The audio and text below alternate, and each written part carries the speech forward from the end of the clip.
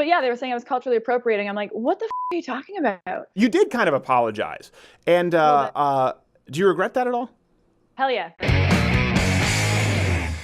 All right, so glad to have our guest. Well, this is the whole show. This is the show. This is it. This is the show. What you came for. I hope you were pleased because usually you're not. We had gone back and forth on Twitter a while back, in Twitter, I don't know, in the Twitter sphere. And she's caught some flack. She's taken some hits. She's been politically incorrect. I think we agree on some things. I think we disagree on some other issues. You can follow her on the Twitter at Nicole Arbour. And of course, you know her from, I hate to say it, of YouTube fame, but you can check out her YouTube channel. Nicole Arbour, how are you? I'm amazing. How are you? I'm so glad we finally did this. Yeah. You're not in Harvey Weinstein's dungeon there, are you? That the brick is sinister. I might be in prison. I was waiting for you to say something immediately, but you're also in front of brick, so you. Yeah, it's true, but this is texturized brick. That just looks This is texturized down a hammock with a hole in it. This is texturized. It is. Okay, I swear. I'll send you a sample later. It looks like the dungeon level in Super Mario when you actually have to kill King Koopa at that point. You know, it's that gray and I'm a big fan. Yeah. Well, there you go. Well, listen, I'm glad to have you on. We'd written about you quite a bit a while back. I want to roll a clip here for people, for some of the audience who may not be familiar, although I think most people are. Great. You got a lot of flack for this video, rose sort of to internet notoriety, and then the View notoriety. I loved that segment. From Dear Fat People. Did you? That's one of us. Let's watch the clip real quick. Fat shaming is not a thing. Fat people made that up. That's the race card with no race. Yeah, but I couldn't fit into a store. That's discrimination. No. That means you're too fat and you should stop eating. Are you gonna tell the doctor that they're being mean and fat shaming you when they say you have f***ing heart disease? I'm talking about the 35% of North Americans who are obese. Body positive. If you want to be positive to your body, work out and eat well. That's being positive to your body. And I can get right in there. I think a lot of people know Canadian, obviously. Now, where are you from in Canada, Nicole? Born in Hamilton, raised in Toronto. Oh, okay, Hamilton. I had some friends from Ajax out there in Toronto. I don't know if that's still. Oh, I'm sorry. Yeah, I don't know if it's still around. I was born in Detroit, so I'm sorrier. So this was the first time you got a lot of backlash, and I will, I have to give you all the credit in the world for not backing down. You continued to make controversial videos. What was that like? That blast of cold water initially? Did you expect it doing the anti-fat shaming video? Yeah, I totally did. Like, okay. I knew, like, people don't like the truth generically right now. That's kind of, the truth has become something we're allergic to, which is such bullshit. Right. And yeah, that was like my 4th viral video. And I posted a photo of Babe Ruth pointing to the outfield the day before I put Dear Fat People up, just so no one could act like it was an accident. Right. And yeah, I knew that the That's UK brilliant was foreshadowing online, by the way, because if you didn't get controversy, it wouldn't have meant anything and no one would ever know. You told yourself. Exactly. It's like selfie predictions on a sports game and just not releasing it if you're wrong. Okay, so you knew that. Did you expect it to the magnitude that you'd gotten? I don't think anybody can expect magnitude because it literally went around the world and it was the #1 trend on Facebook. You can't expect that. I knew it would go really big, and I poked specifically at some YouTubers that are total social justice warriors. So I'm like, I'm gonna let these assholes share my shit. Yeah, there you go.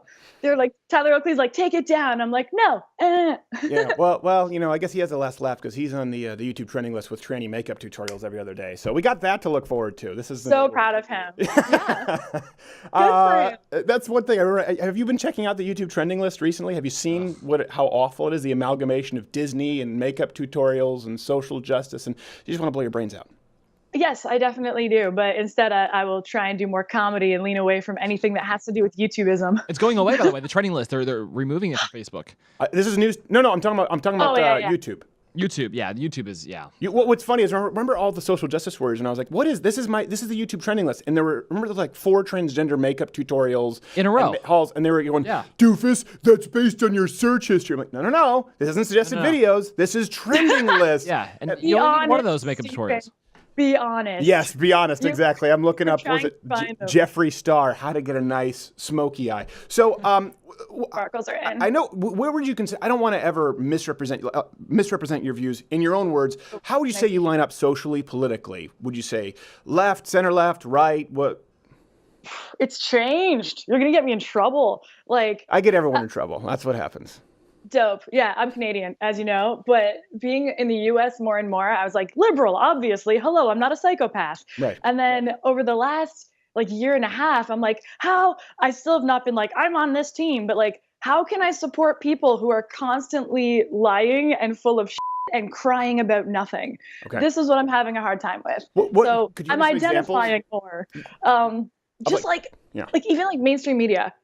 Like even stuff like, fat shaming. I've heard you go in on it too. I've Yes. heard people be like, Nicole, if you're going back to stand up, which I am, are you going to talk about being slutty and like all the stuff female comics talk about? I'm like, how about no? Because I'm not. And like, Yeah. this is not my shit. And just, It doesn't hurt. I've seen Amy Schumer. It doesn't hurt to just pepper in a vagina smelling like a barnyard animal joke every now and then. It seems that's a genre that does pretty well on Netflix.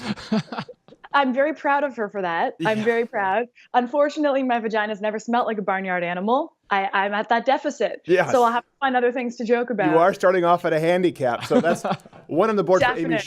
Schumer. Well, this is interesting to me because I was born in Detroit but raised in Montreal from 3 to 18 years old, and there was an evolution for me. And I know you and I got into it a while back on Twitter, and we invited you on the show, and you were, I would say, a little cautious back then. It was specifically, I think, on the topic of guns, if I'm not mistaken. Wasn't that it? You know what? Straight up, I thought that, or I had some assistants going through my Twitter because there was a lot of people, and they thought that you were like a drama YouTuber. They thought that you were like, I don't remember what show, but they saw your photo, thought you looked similar to some drama dude, and were basically like, F you. Yeah. And then I was like, oh my God, I love this guy. And I saw you on Rogan. I'm like, oh, this dude's funny as f***, and he tells the truth. And then I saw those got the warm fuzzies. I got the warm fuzzies of being told off by an assistant, but I'm glad that we're here now. Okay, so originally it was because of guns. I know you specifically released a recent video that you've changed your view on firearms a little bit. 100%. Okay, 100%. Okay, but when I watched the video, it seemed like maybe about 30, 40%. So why? What was the flash of genius moment, as I sort of describe it, that made you go, oh, I was wrong about that? Do you remember when it happened? How about everybody stops fighting? And it was the school shootings and the way that it's the same thoughts and prayers. And now let's have something else to fight about, which is what I see it as right now. It's not even about guns. It's let's have something else to fight about because we fight about everything. And I was just like, these people are never, ever going to give up their guns. Ever. It's not going to happen. So why don't we just, alter some laws, try and make everybody safer. It's stupid to have armed guards at schools. Let's actually go back and get kids off drugs. Let's get back to the roots of the issues. And I'm not against guns. People have them. So more people should have them.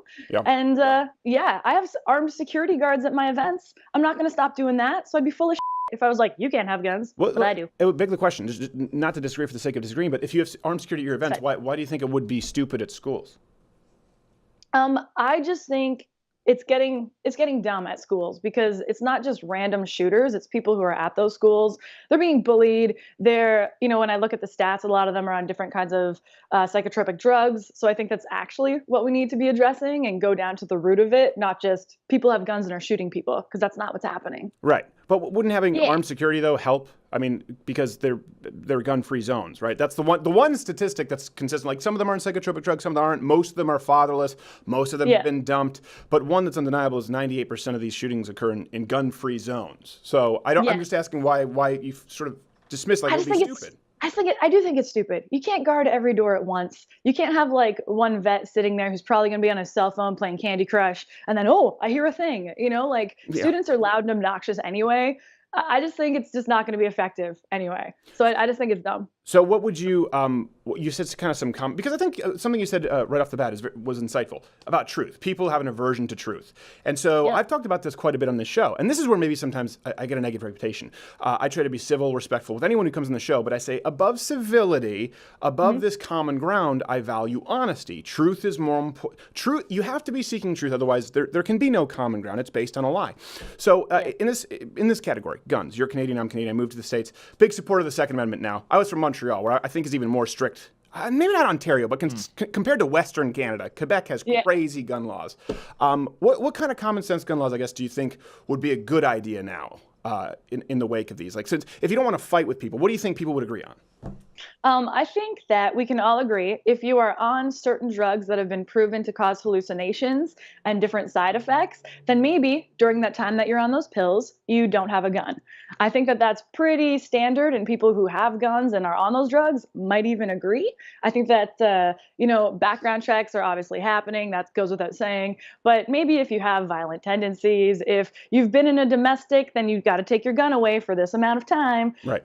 you know, if let's say you're caught drinking and driving, okay, well, we're taking away your gun for this amount of time until you can be an adult again. Yeah. I don't know. Like, I don't have all the answers, but I think there's got to be some workarounds, and it's just not working the way Yeah. that it is. I think So- I think you named everything that basically already exists as a law, except for, I mean, that's the territory. Where's the truth there as far as, well, have you taken a Xanax and you can't own a gun? What about a woman who's taken a Xanax because she's actually really anxious about her psycho ex-boyfriend who wants to kill her and she can't get a gun in New Jersey? You know what I mean? That's There's the really quandary. unfortunate for her. Yeah, and it's happened. It's happened. There was a lady killed Yeah. by her psycho stalker in New Jersey because of a 30-day waiting period. And I'm sure she probably had some kinds of medication to deal with this. So I think we'd agree on a lot of those fronts. One thing I think we definitely agree on is, and I don't understand this. Now, did you start off with comedy? How did you start in the industry? Because I know now you're saying going back to stand-up. What was it? I would like us to agree that your hair looks fabulous today because I'm so distracted by it. Oh, sorry. You know, look it's the like headphones you're- pushed it forward, and I got the Clark Kent. And by the way, I love it. I've had like 20 black guys. If I wear a blue shirt, Clark Kent. So we'll get to that in a second because that's a racial slur. Big white guy with blue and the curl, and they're like, Clark Kent. And I'm like, okay, thank you. Take it. But what was I asking before that? No, get here. How'd I start? Oh yes, yeah, the trajectory Yeah. there. The trajectory. Yeah. I started in stand-up like years Okay. ago. I did the whole yuck yuck circuit. I did all that stuff in Canada. Oh, and then I was yuck on yucks. video on trial. Yuck yucks. I remember yuck yucks. Yeah. $40 for a weekend, kid. And I'm Yeah. like, what? Yeah. Yeah. How about no? Okay, or you can suck my dick. I'm gonna say no to both. Yeah. Yeah. Unless you want to work at Fox News or for the Weinstein Company. But continue. Right.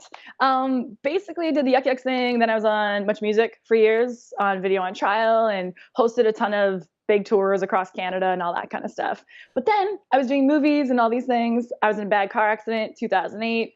Couldn't do any of the stand-ups or any of the stuff. So I started shooting myself like this. Mhm. But now, you know, getting lumped in with YouTubers hurts my soul. And I've been offered a stand-up tour around the world. So I'm like back in the clubs almost every night now. Oh wow. Yeah. So that's With good. real humans who are funny. Well, I understand where you're coming. Here's the thing. I understand where you're coming from with that. I don't have time doing the daily, the nightly show here to do stand up a ton. But when I started out, I said, wow, here's a medium, YouTube, right? Here's a medium that allows me to do all of the things that I couldn't really do on stage. Where if you're doing an act out in an impression, you're going, this is kind of tough to fit into stand up. So this gives me a little bit more liberty. And I thought, and this is completely unfiltered. Whereas sometimes you'd have club bookers who you disagree with. Sometimes you'd have other comedians who would be pretty You honest. disagreeing with somebody? Yeah, exactly. And then YouTube became worse than anywhere else. Well, I wouldn't say worse, but it's slowly becoming worse than anywhere else on the planet. Social media now, because old media, they can't release their death grip. They're trying to get into these algorithms, and now people are trying to flock back to the clubs.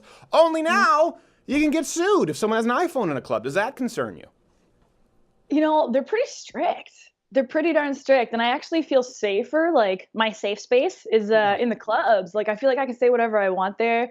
But the fun part is like there's this weird energy with like the old stand-up comics who are like, internet comedians aren't real comedians. And I'm Right. like, okay, dude, I feel you. But also you do an open mic and try out your material to 30 people. I try out mine to 17 million. So Right. suck my you know, like there's I don't know about that. I don't know about that last don't part. have I don't know if we had the I don't. LGBTQAAIP silent F here. I was confused because you're very convincing, if that's the case. Thank you. I don't have one, but I keep one in my purse. Okay, So very nice. Yeah. it's like you can suck that. That's yeah. because you're from Canada where you can't purchase a gun, so that's about the best shot. Yeah. It's actually quite effective. Yeah, I can imagine. The Yeah. guy's trying to shoot me. I'm like, ah. He's like, what the? Yeah. It's like an exaggerated waggy finger. Exactly. Yeah. Well, felons tend to be incredibly homophobic, so it's a True. remarkably effective weapon. Well, that's so now you're going back to clubs, and you've talked about sort of your transition on firearms. I watched a video that you had done about how you love Trump, and I know a lot of it was tongue in cheek. So it's hard to know, obviously, with a comedian, what's tongue in cheek versus what's real. What's the overall transition here? Where would you say you are now today? Because it seems very different from a couple years ago. And one thing I've talked a lot about on this show, regardless of whether you think I'm funny or I think or I like every joke you do, the left today, the social justice left, is absolutely, this is the wing of politics trying to silence and ruin comedy. They're the ones trying to create a lexicon of what you can and can't say. And that's something that's changed. That's what scares me about them. Like, and I would go to a lot of political events. Years ago in Canada, I was actually junior prime minister of Canada. It was a thing. That's a that was thing. my first. It was my first real job when I was 18. Yeah, laugh at my face. It's cool. I worked Junior for the Prime local- Minister of Canada? Twas a thing. Wow. Still is, I think. Yeah. Yeah. I But I started kind of in just politics. pictured Justin Trudeau as junior prime minister. Of Canada. And then you picture Canada's Junior America. So you're That was when he was in. just one spirit. Now he's two. It's like the butterfly effect of the juniors. the tariff thing that he's doing though right now is gangster AF. I just think he's targeting camping. It's like mayonnaise, aluminum boats, and you're like, what happened at Boy Scouts? Yeah, no, I can't stand Justin Trudeau. I really can't. We could talk about that afterwards, but go ahead and continue with what you're talking about. Back to the trumping. Yeah, I would make fun of him in like a tongue-in-cheek way, but also most of it was true. And I did think that he was going to win. I called it almost a year before he won on one of my videos, and I knew he was going to win because there's that group of liberals who are just trying to shut everybody up. And to me, the only people trying to shut people up are the ones who have no real arguments and kind of suck at life. Yeah. Like, if you can't actually come to the table and either be funny or debate me, then you suck, So do you find that you've gotten more people attacking you from the left than the right, even though you've gone really? Yes. Okay. And I didn't have that at first. And now I've noticed, like, that's who comes after me is you're not allowed to say anything about anything. Right. I'm like, but I did. So, right. And you've done some things that have made, you've done some things that have made fun of sort of either Christians or religious people. I know you're pro-choice, pro-abortion. You did a video on that, which I would imagine would, of course, upset or certainly have conservatives disagreeing with you. But you don't get the same kind of animosity from them when you do those? No, I don't. Which is interesting, too. I don't really make fun of Christians. Like, I grew up like private Catholic school my whole life and in Christian churches, and I still go to church every Sunday or watch sermons at least. Okay. But so that to me is poking fun at myself. Okay. But yeah, the religious videos I've done, nobody really got mad at those ones, but they get angry when I say things like, if you're fat, it's your fault. That's offensive. Usually that is the case, yeah. You have a 1 in a million person where it's glandular, but even that person you find out is also eating an obscene amount. Okay, so but like a very specific example, I think it's not tongue-in-cheek. I think you call yourself pro-choice, right? Yeah, okay. I do. But so you released that video, and obviously, myself included, most people on the right would disagree with that. What kind of response did you get from the right in comparison to the left with like, dear fat people, shouldn't be as much of a touchy issue as abortion? You would think abortion is the issue, so how did the right react? The right was like, well, I disagree. This is why. Some people throw in their colorful words because they're colorful people from colorful places. Sure. But they didn't attack the way that I was attacked when they didn't view me, is what I'm saying. Right. The 5 bitty hens didn't sit around yelling at me about a topic that they didn't preface me about. Right. Like, people didn't lose their minds on the abortion thing. And here's the thing. My mind can generally be changed on anything if you give me reasonable facts, arguments, or whatever. Okay. I'm happy to change my mind and learn all the time. So maybe I'll change my mind on abortion. I just have encountered some women who really needed that. So I was like, okay. And I don't really know when the spirit goes into the body based on Christianity and religion. Yeah. So that was my take on it. Sure. But I didn't really get attacked from the right. The right doesn't really attack the same way. I think they're more I think the alt-right kind of does, like we did, obviously, because when they thought I was Jewish, and then when they realized I wasn't Jewish, they became more incensed. I hear you. Yeah, and then they Photoshop swastikas and stuff on me, too, because like, well, we can damage him more than claiming he's a filthy Jew by claiming that he hates filthy Jews. Hail Photoshop. Yeah, hail Photoshop. Did you get that? Yeah, no, actually, that happened, and we did a show at SMU. We've talked, and there's a professor at UT Arlington down the road, Charles Hermes, who posted all these fake quotes of me, like so absurd, like kill all the N-words and gas all the Jews, and me with an iron cross. Like these were fake Photoshops, and he posted them. A professor believing them. What side is this gentleman on? He's on the left, and he didn't even go to SMU. He went to UT Arlington, Charles Hermes, and he posted these fake photos trying to get me banned, went to the local press, and I called the school and said, listen, I don't want the guy to be necessarily fired, but your professor is going out and doing this, and he's pressuring his students, and this is a lie. Like, he can go after me for things that I've said, but these are clearly fake Photoshops and quotes. He's still on hire there at UT Arlington. The school has done nothing. What? Yeah. See, that stuff happens to me, and that's what I think we probably have in some of the comments is people just make up about me, and then the media spreads it. Like, they said I was fired from Nicole Arbour fired from a movie for Dear Fat People. No, I wasn't. What the talking about? I didn't read that. They said you were fired? Fired from a movie, and then every news outlet covered this story. And then I was like, but I wasn't. And then I found the producer that made that story up when I was in a coffee shop turned on my camera and called them a liar to their face and posted that on the internet. Still no retraction. I can see Not Gay Jared. I know exactly what you're about to join in when she said, but I wasn't. You were about to go to the I, Tanya line. I was. Did you ever see the I, Tanya? I, Tanya is so good. Don't you remember the guys talking about being like, but you weren't in the FBI? But I was. But you weren't, though. But I was. And anytime someone says it's a tee up for Not Gay Jared. Well, maybe we'll get back to changing your mind on abortion here a little later on. Or you changing my mind. But Trudeau. Okay, here's a good example. When I was in Canada doing stand-up, so I was doing it, this would have been 17 or 18. The first person I would have been 18 at this point because the first person I ever voted for was Stephen Harper. And I know everyone back then, all the comedians like, what? How could you? I'm going, well, hold on a second. Looking back, they avoided the housing bubble. He actually did a fantastic job, and he didn't make Canada the laughingstock like Trudeau. And also, if you look at it, Stephen Harper vehemently fought against the hate speech laws. And now you have a prime minister who actually supports. You have people like Mike Ward, put before human rights tribunals for jokes. You have people like Jordan Peterson, who've said they won't Stop it. Say it again. Say his name again. Say it again. Yeah, Jordan Peterson, Dr. Jordan Peterson. Okay. Okay, so I'm sure that's part of your transition, I'm sure. Oh, yeah. Okay, well, we won't send this video to him because I like his wife. She's a nice lady. I like his brain. It's okay. I'm not trying to. Okay, there you go. Yeah. That's the way he thinks. Yeah, exactly. I do. His brain turns my brain on. Well, there you go. You can keep a brain in your purse right next to your sidearm. But now you have Trudeau. Does it, and I remember and I still have a lot of leftist comedian friends in Montreal who actively support him. Going, hold on a second. Does it scare you that you're supporting a guy who wants laws to censor speech, including already exemplified with comedians? When are Canadian comedians going to wake up to this? He's just too nice. So he's too nice. He doesn't want to offend anybody ever, which is like the whole Justin Trudeauism, which is just like his dad. Like, we don't want to offend people. So he's just like, okay, I don't want to offend this group or this group or this group, but it's all too much. Like, that one's ridiculous. I still do like the tariff thing, though. I try and go like thing by thing with politicians and political leaders because I'm like, okay, that's stupid and we're going to have to go back to that one. But this tariff thing is gangster as What do you like about the tariff thing? I love that it feels like they're playing Battleship. I love that it's like, oh, you're going to go after this? Right. Well, B3, I got your ketchup, bitch. And then you sunk my sandy vagina. Oh, I'm sorry, Exactly. Prime Minister. wow, yeah. He's I love it. It was so calculated and Canadian. What a Canadian way to attack. We're gonna get your Hershey's chocolate. It's so stupid and amazing. The whole tariff thing is very silly overall, honestly. But this isn't the first time this happened. Actually, I think we go back to Jean Chrétien. He did all sorts of things to artificially sort of keep the Canadian dollar down to encourage tourism. So this is something that actually, NAFTA is in need of an overhaul. It has been for a long time. This just isn't the best way to come to the table. Speaking of which, I want to talk about your more recent, obviously, kerfuffle here, your hootenanny, where the dust up.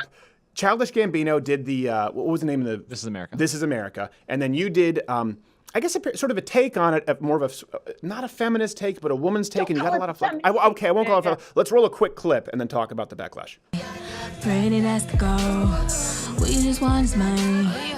Get him and be home. This is America. Don't catch you climbing up. Don't catch you climbing up. Cause they'll get you slipping up. Hey, come on. Okay, so first off, I don't think I've ever seen a guest enjoy their content as much as Nicole. She was getting into it.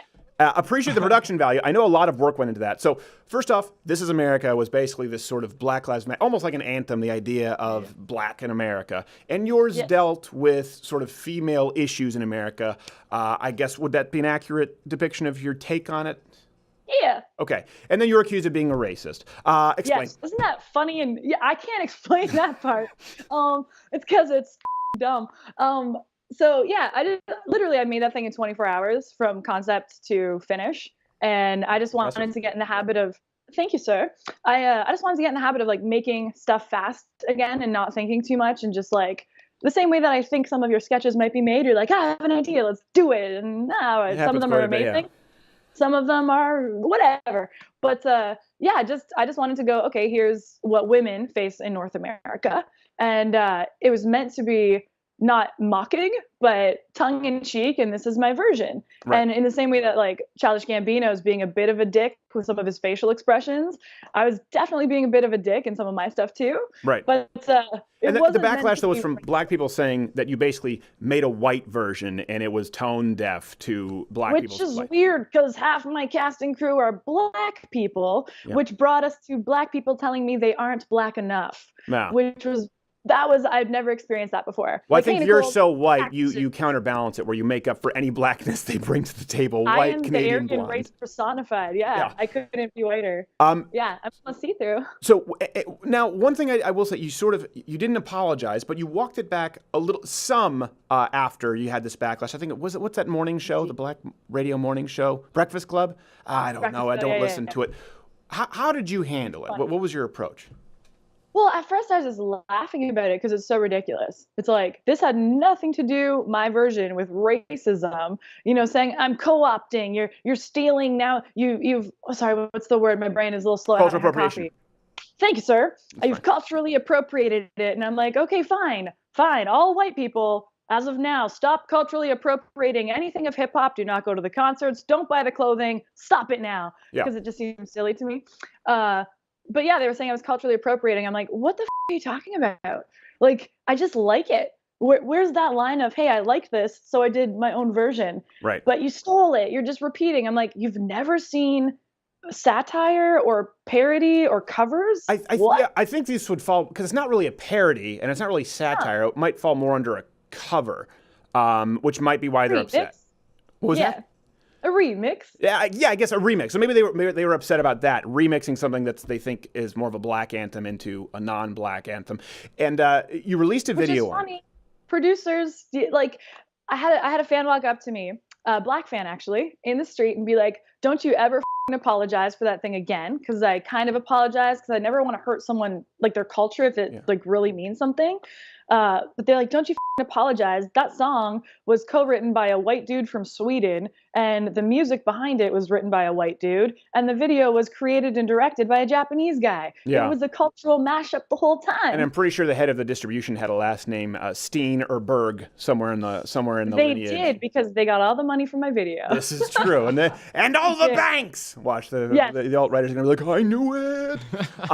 You did kind of apologize, and do you regret that at all?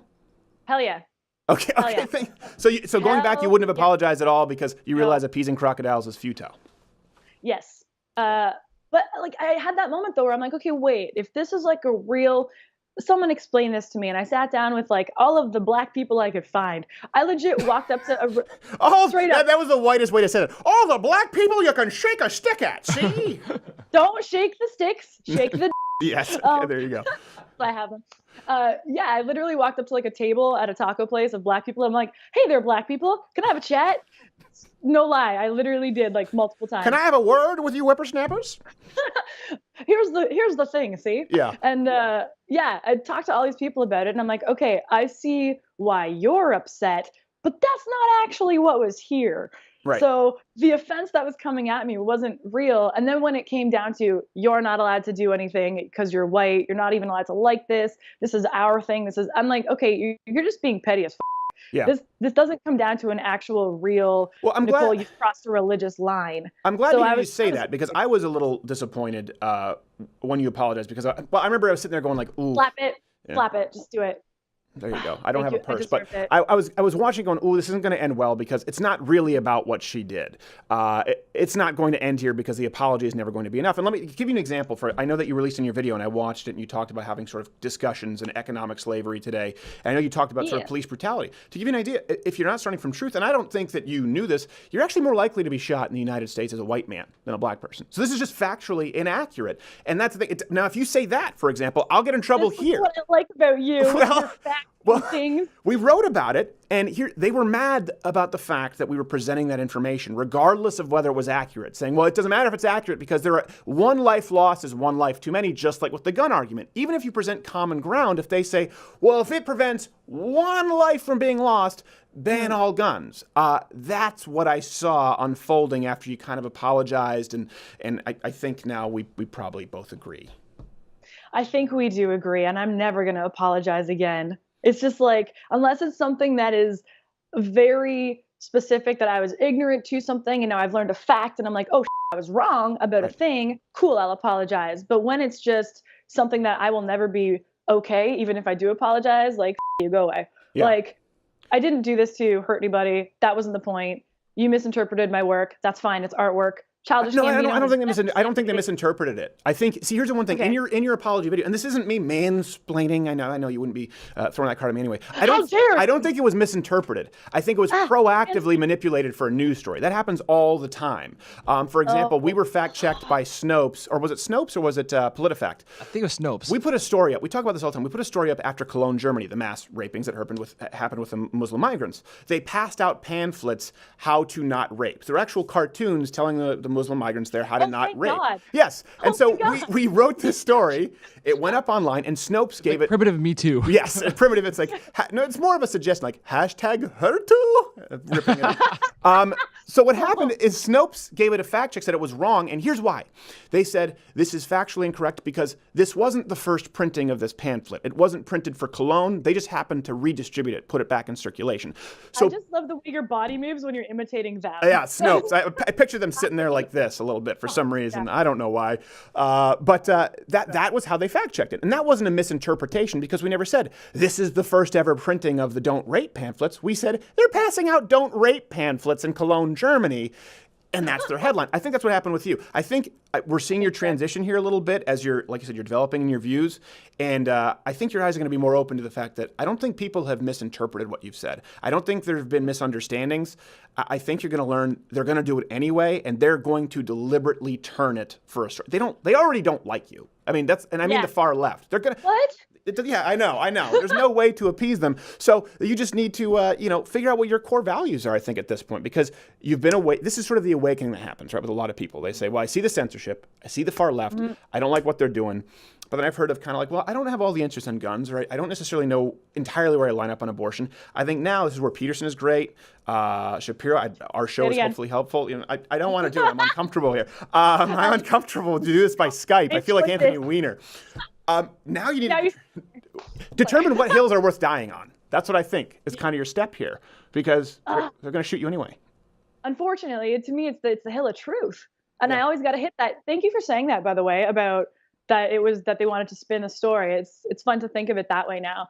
But yeah, I also, with that video, I was like, really? Like, I barely tried. This one's viral now? All right. Well, because I'm a racist. That's a weird one. Like, it's getting to the point where I'm just like, you guys are just dumb. You're just making up. Yeah. This is just silly. Well, what about today? What's your opinion on this? Listen, obviously you're a fetching young lady. If you were sitting and I would approach you, I'd say you're a fetching lass. And you look like Clark Kent. Yeah. No, that's my look like Clark Kent. Go on. I'm sorry about that bullshit. I get it all the time, especially when I used to wear glasses. Big white guy, hair like this, blue glasses, Clark Kent. It's okay. I'm like, I understand it. I get it a little bit. I wish I had the Henry Cavill salary. You mean you like it? I don't mind. You find it I don't mind it. But what was about to say? Okay, Miss America. Bikinis now are gone. Even I don't understand that, but I cannot for the life of me understand. We talked about this yesterday. The evening gown, that's gone. Yes. Why? Why? Yeah. I don't know. I thought maybe you'd have a female perspective that could help me. You're not allowed to talk until I say your name 3 times. Okay, fine. Crowder. So here's my thoughts on that. I have a hard time with pageants because I love being a pretty girl. I love it. It's like, I go out of my way to try and be pretty because I'm a girl and I'm honest. Right. Like I put on the makeup. I do the hairs. I these aren't my eyelashes. I stick them on with glue. Yeah, I know. I enjoy. Thank you. My wife knows all about it. She had an Iranian do it once on a Groupon, and she almost went blind. So we learned the hard way. Continue. True story. Yeah, wow, she's fine terrifying. We've all been there, though. Don't Groupon glue on. Nothing that involves a glue gun near your retina. Avoid the Groupons. No Groupon. She's passed now. Yes. Yeah. I did a Groupon for waxing before, so that's a different story. Probably similar. Continue. Leave it. Yeah. The thing is, I like doing fun things. I was an NBA cheerleader. I've choreographed a bunch of the cheer teams, and it's really fun. It's fun to get that attention. It's fun to be hot and sexy and like, woo, and yeah. But at the same time, you're like, why am I only whipping my hair? I'm a trained dancer. Like, why am I doing the exact moves that a stripper does? Why are there old men rating my body out of 10? It's a weird dichotomy because it's fun, but also it's creepy. So I don't know. I don't know. What do you think? I've had calendars. I've been in calendars that sold very well. And I've also been like, ew, these creepy comments online make me feel gross in my nether regions. But I don't know. I mean, this is one thing we just talked about yesterday. I was curious as to your opinion because, again, to me, the feminist left, where they go out and they bare their breasts for the slut walk, and they find offense in an evening gown ceremony being judged by, let's be honest, mostly gay men. It doesn't make a lot of sense to me. Aren't we all judged by gay men though, all the time? Yeah, well, that's the one thing. Often when women have like these unrealistic expectations of women, I say, no, here's the beauty. Men want to see you naked. Men also want to see you in an evening gown, but I don't like this gown. I revert you back to point A. They want to see you in less clothes. They want to see you in more clothes. We actually have to, as men, we have to perform. Like the WNBA, or if you look at women's sports, it's just all of a sudden like if she's attractive, she does well. Tom Brady, you look at Peyton Manning, he's not gonna, people aren't going to pay to see him in a bikini walkout. You couldn't. He has to be the best quarterback who's ever lived. I think you might find a few. I would. On that. That's a bad example. Peyton Manning? Peyton Manning? You said Tom Brady. Oh, but then I said Peyton Manning. I realized I corrected myself because, Tom Brady. I wouldn't pay the latter, not so much. The former, okay. $20. This is what it is. This is the very element of that event. It was a bathing review. That's how it started. So it's fine. Yeah. I understand if you were to say in sports, for example, hey, show us your breasts. Well, the woman is there to play a sport. But in this case, the woman is there to present herself in clothing or the swimsuit. We're show ponies. And I think either you want to be a show pony or you don't. And if you don't want to play show pony, go away and let us play ponies. Like, that's just how I feel about it. I want my Little Ponies. You can have your blocks. That's fine. Go build. I'm going to build this thing. I just think, again, it's back to the right to choose, Stephen. Right. It's if I want to do this, I'll do this. And if it feels weird and you're getting creeped out, stop doing it. And then all of the crazy dykey lesbians who want to be offended by everything can go away because this is not their sport. Yes, they're never going to win anyway. Using the term sport very loosely. But we removed their right to choose. That's the point. They can no longer choose to do a beauty pageant. It's like everything else. That's dumb. Do you know about the evening gown thing? They're saying, we're not going to do evening gowns. You can wear whatever you want. That's a changing room at Marshall's. That's stupid. I hate that. I love evening gowns. That's really fun. I'm like, this gown is worth more than their answers for world peace. Right. And I just find that part hilarious. So this is where we are. Gown. I don't know. Feed the children.